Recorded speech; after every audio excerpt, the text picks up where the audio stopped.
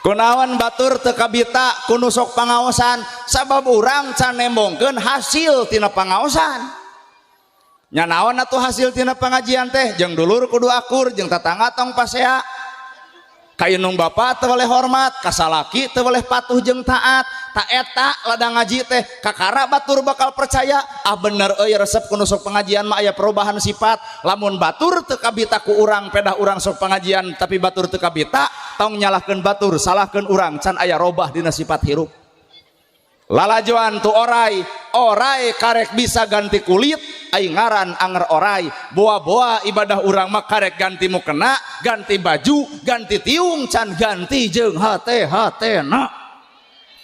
Urang mah ibadah teh karek ganti baju can ganti jeung hate. Mana bukti? Salat ganti baju, ganti sarung, bubar salat anger keneh hate mah.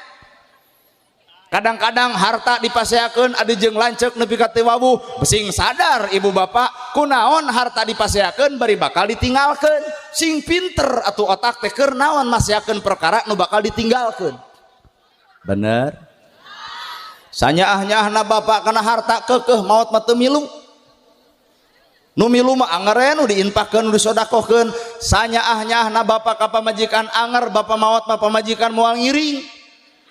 Sugan di dieu mah disubang lamun salakina maot teh geuning garoh singsat bari jebleh bapak abdi bade ngiring we ka jero bade jeung saha abdi keung lamun urang tukang nguburkeun dijejak juri milu mah gandeng ah goblus kana jero kubur roroesan deui kaluar cing teu lain deuk milu rada gelo cenah ustad teh tungguan geus natus aduh eta nu rek milu ka salaki buuk dibeureman deui rok diponokan deui begerna ge jeung ABG brondong poho we ka almarhumah teh tong sok kitu nu ngaran hirup.